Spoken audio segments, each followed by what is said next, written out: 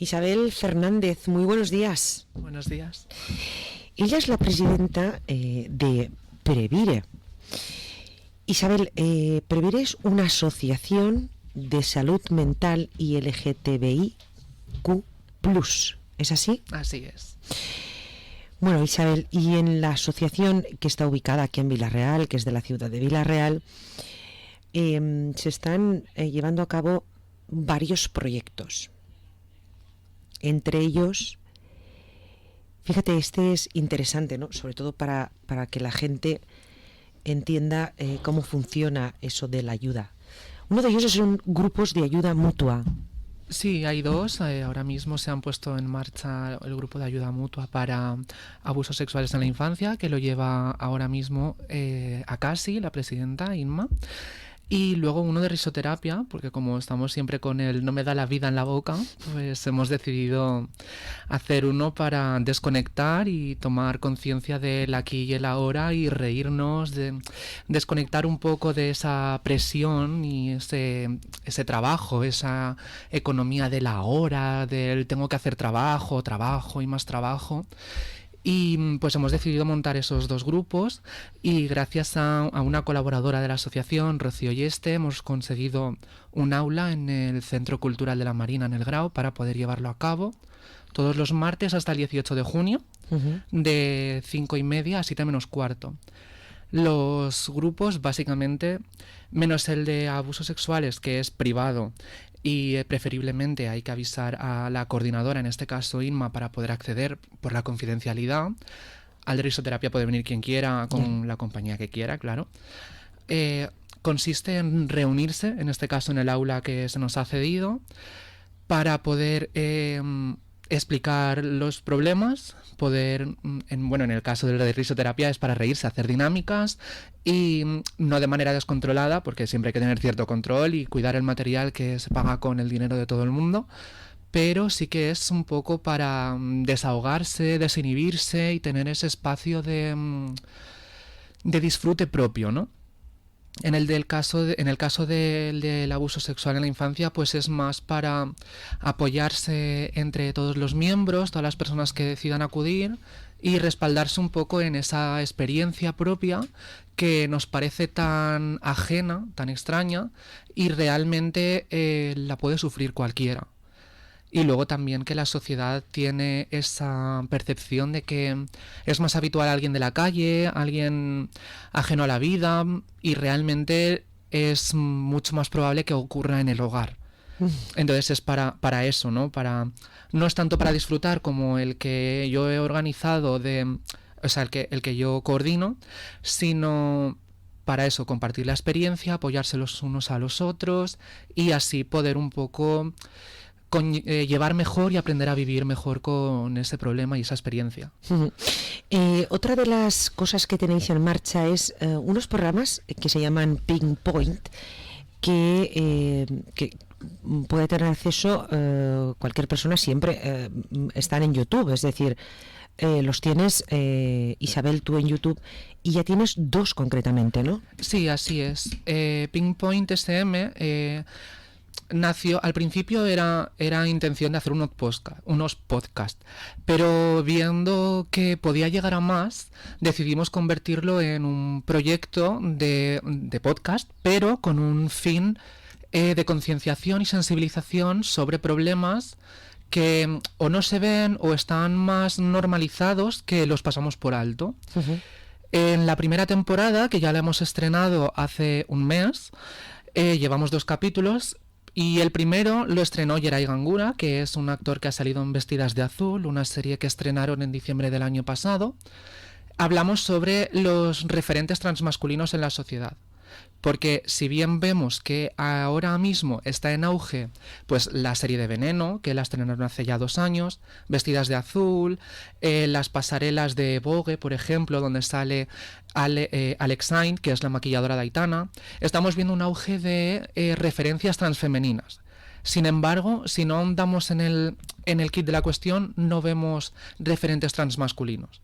Y cuando hicieron el capítulo especial de Vestidas de Azul, Yeray solo aparecían fotografías, no le dieron ni siquiera un momento para entrevistarlo. Entonces me puse en contacto con él y decidí ofrecerle un espacio donde hablara de su papel en la serie, cómo ha vivido estos procesos de salud mental, cómo le ha afectado la transición, y ver cómo colaborar con la asociación. Entonces hemos visto que ahora está viviendo un proceso donde la transición ya la ha completado en su vivencia. Sí. Y está viviendo un proceso de convertirse en uno de los referentes transmasculinos de la sociedad actual, que es muy importante. Y luego el segundo capítulo se lo hemos dedicado a Nacha. Nacha es una de las supervivientes del documental de Vestida de Azul original de 1983 y nos ha concedido una entrevista para conocer más su historia a fondo. Cuando hablas de que es una de las supervivientes... Claro, el documental original, Vestida de Azul, se dedicó a 6 mujeres: René, Tamara, Loren, Nacha y Josette. Y ahora solo quedan vivas actualmente 2, Josette y Nacha. Entonces, claro, al volver a aparecer en Vestidas de Azul en la serie como un cameo, decidimos prestarle un espacio para conocer un poquito más a fondo su historia y ver qué es lo que va a pasar a partir de ahora, porque claro, se nos quedaba un poco corto el capítulo de ella y sabiendo que está viva, pues queríamos conocer un poquito más. Cuando hablamos de la serie Vestidas de Azul, por hacer un breve, por si hay gente que no lo ha visto, no sabe de lo que va. Vestidas de Azul es una serie que está basada en la novela de Valeria Vegas y en el documental original de Antonio Jiménez Rico de 1983. La novela de Valeria Vegas es una crítica social a cómo se vivía la realidad trans durante la transición democrática y cómo se encerraba en prisión a las personas trans antes que incluso a las prostitutas, con la ley de vagos y maleantes, cómo se tenían que ocultar, cómo no tenían trabajos, o sea, los trabajos que tenían eran precarios si es que lo conseguían, porque tenían la mayoría que ejercer la prostitución. En este caso, 5 de ellas ejercían la prostitución, excepto René, que se dedicó a la peluquería. Y en eso se basa la serie, en mostrar la realidad. Para poner en contexto a los oyentes. También, Isabel, escribes, ¿no? Sí. De hecho, tengo ya 3 autopublicados y ahora está en producción el 4. El primero se titula Ánima, es de poesía, es completamente de poesía. Y refleja mucho la crudeza de las emociones, tanto positivas como negativas. Al fin y al cabo, el alma es cruda, no tiene ese toque del pensamiento que le damos. Claro. El segundo es El amor de las pesadillas. Es una introspección, es muy duro de leer, porque al fin y al cabo describe muchas pesadillas, que son recurrentes ya a la fuerza. Describe cómo se vive ese proceso de ansiedad, de depresión, que se ha normalizado tanto y realmente es muy duro y muy cruel. Además lo escribo de una manera tan fiel a cómo se vive desde dentro, que lo cuento desde dentro de mi cabeza, cómo lo veo yo hacia afuera. Claro. Entonces es muy duro de leer y sé de gente que ha llorado leyéndolo. El tercero, que se llama Jezabel, está basado, o sea, tiene ese nombre aparte de por mí, por la única emperatriz que hubo en su día en Oriente, que la tacharon de asesina por ser mujer.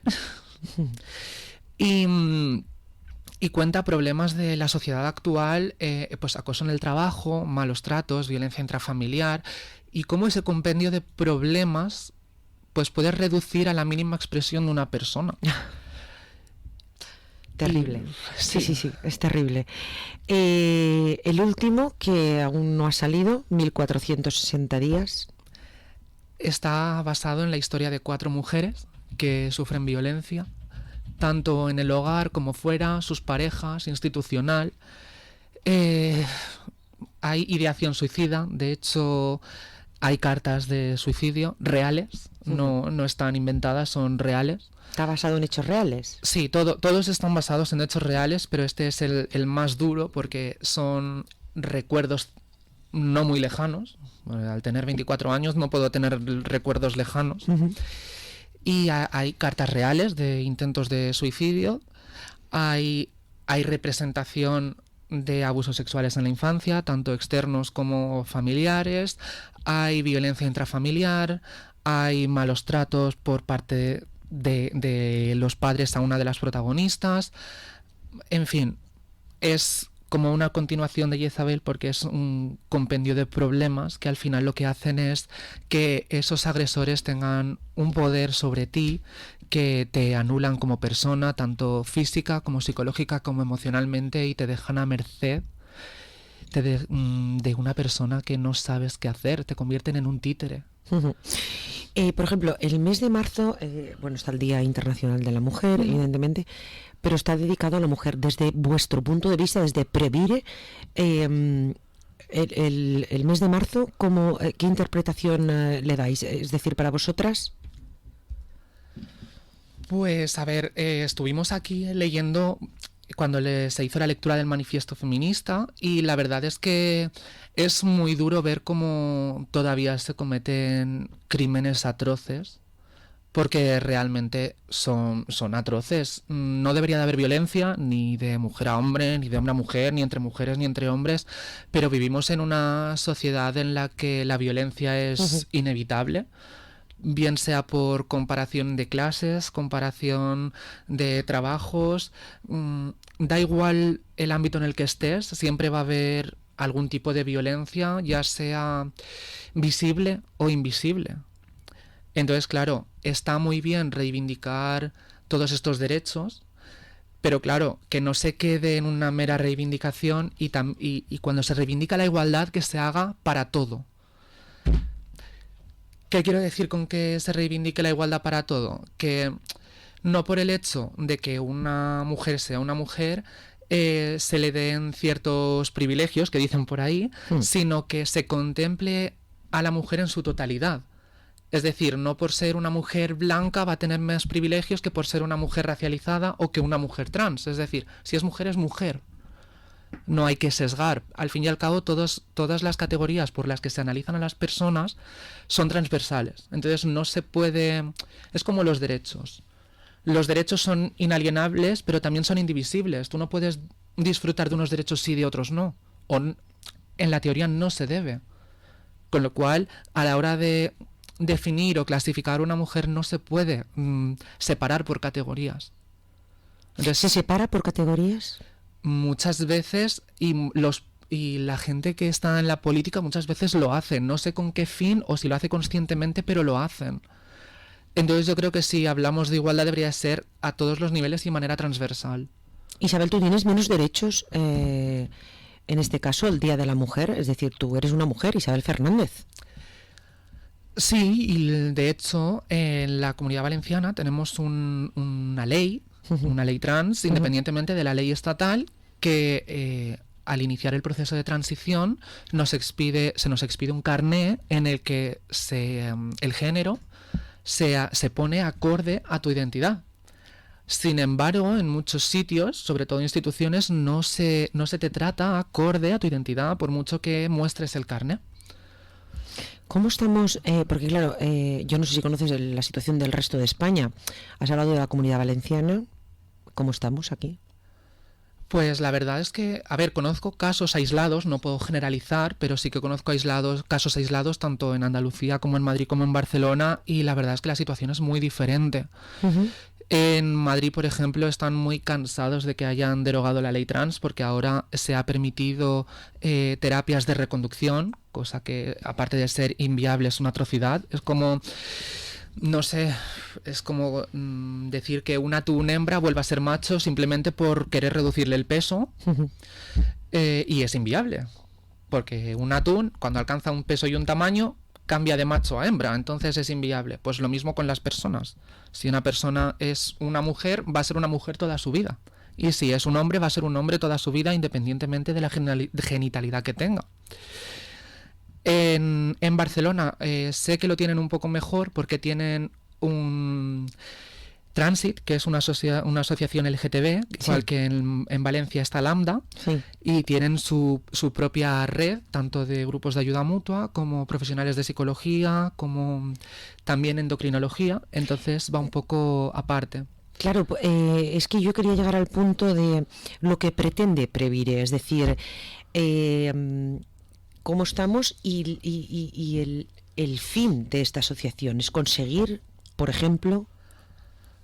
Depende del tema que abordemos, porque, por ejemplo, en el tema LGTB, aquí lo que se pretende es tener la red de GAMS, ampliar los que ya tenemos. Tenemos el de ASI, tenemos el de risoterapia y hemos creado el del colectivo trans, que es exclusivo para personas trans, Uh-huh. pero todavía no está en funcionamiento porque tenemos que ver las dinámicas que vamos a utilizar y cómo lo organizamos para ver si se hace aquí, se hace en Castellón o cómo lo hacemos.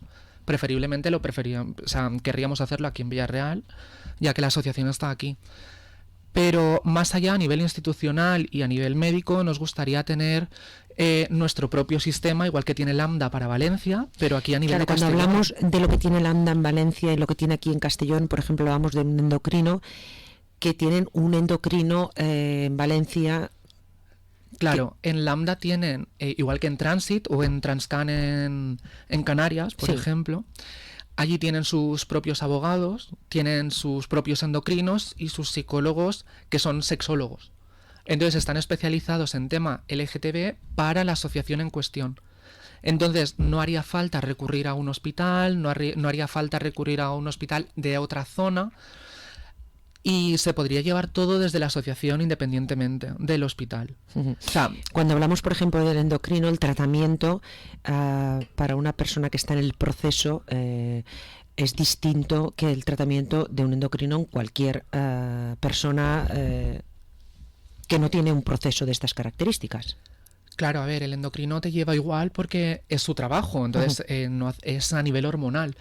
Pero no es lo mismo que haya una persona que se dedique a la endocrinología en el hospital y te lleve a toda la provincia, independientemente de que sea para un proceso de transición, que sea para un proceso de adelgazamiento, que sea para un proceso de tiroides, por ejemplo, que necesita una comida más especial o unas restricciones alimentarias más concretas, a que haya un endocrino especializado en procesos de transición en una asociación que se encargue exclusivamente de las personas que van a hacer una transición. Es muy diferente. Porque sí que tiene es una forma distinta de tratar en este caso a la persona que acude, ¿no? Es decir, la transición requiere tanto de tratamiento físico como psíquico. Claro, necesita la terapia hormonal en el caso de que la persona lo requiera, porque además con la nueva ley estatal, para hacer la transición puedes hacerlo con o sin terapia hormonal. Y hay gente que quiere solo cambiarse el nombre y el sexo en el registro, pero no quiere hormonarse, porque no se siente bien haciendo la terapia hormonal. Y eso también es importante tenerlo en cuenta, pero para eso nos gustaría también contar de manera complementaria a la persona endocrina con un equipo de personas que se dediquen a la sexología. Isabel, y si alguien, yo por ejemplo, ahora yo he nacido mujer y quiero cambiar, porque, bueno, la vida, tengo un proceso y decido que soy un hombre y quiero cambiar. Lo normal es que quiera hormonarme y que me identifique con mi nombre, ¿no? Es decir, si yo me quiero llamar Pascual, pues yo querría tener el aspecto de Pascual y no de Susana. Isabel, no sé. A ver, es que lo normal es tan relativo, y más hoy en día. Hay gente, es lo que te he dicho, hay gente que no quiere hormonarse no por nada, sino porque no se siente bien. A lo mejor está bien con sus características físicas y lo único que quiere es, por ejemplo, en el caso que me comentas, lo único que se querría hacer sería una mastectomía para eliminarse el pecho, pero ya se siente bien con su cuerpo y simplemente cambiarse el nombre y el sexo. Y realmente es tan válido como quien quiere hormonarse. Pero sí, lo que pasa es que al menos entendemos más el hecho de que, bueno, yo me siento una mujer y me quiero convertir en una mujer, o yo me siento un hombre y me quiero convertir absolutamente en un hombre. Parece que esto lo teníamos como más, no sé, como más aceptado, ¿no? La sociedad en sí. Que por eso te pregunto, Isabel, es decir, y tú entiendes que bueno, que el que no quiera, que no lo haga, ¿no? Claro. Yo entiendo que el que quiera que lo haga, el que no lo haga, cada uno cada uno y cada una tiene su proceso, lo hace a su manera y cada proceso lleva su tiempo. Al fin y al cabo, cada persona es diferente, tanto a nivel físico como a nivel emocional como a nivel psicológico. Y no podemos establecer unos estándares porque al final se crea eso. Se crea inseguridad, se crea ansiedad, se crea depresión, se generan trastornos de conducta alimentaria, porque al principio, cuando tú veías a una modelo en las pasarelas, decías, uy, qué guapa. De hecho, la ropa no se hace para que la ropa encaje en una persona, sino se hace la ropa para que la persona tenga que encajar en la ropa, y eso es muy injusto. Entonces, ¿qué pasa? Que ahora en el colectivo trans también se están creando muchos patrones de belleza inalcanzables. También es verdad que estas personas que aparecen en televisión tienen mucho dinero para gastarse en operaciones que la gente al uso no puede gastarse. Entonces, ¿qué pasa? Que se generan las mismas diferencias y se acaban generando también trastornos de conducta alimentaria, muchas inseguridades, y hay gente que, como no alcanza ese ideal de belleza, se puede acabar suicidando. Entonces, estamos repitiendo un patrón que antes se hacía con las personas cis y ahora se está repitiendo con personas trans. Porque esas mujeres trans querían alcanzar ese ideal cis y ahora que lo están logrando, entre comillas, lo están sobregeneralizando a la población normal, entre comillas. Isabel, bien, el canal de YouTube, ¿cómo pueden ver tu canal? Pues a través de Asociación Previre o bien sagaprodigio.com, ahí está todos los vídeos que hemos hecho, que de hecho el último ha sido una conferencia en la UJI con la autora de Una historia para todas, Rocío Yeste, que es colaboradora de la asociación, y gracias a ella hemos conseguido el local para hacer los grupos de ayuda mutua en Castellón. Pues eso, esperando que vengas a contarnos más cosas. Ya sabes que nosotros estamos aquí para escuchar y entender, sobre todo entender todos esos procesos que vosotros, que vosotras vais mostrando a la sociedad, porque al final hay que mostrarse tal y como es. Pues sí. Cada ser humano. Gracias por haber venido. Gracias por haberme cedido el espacio.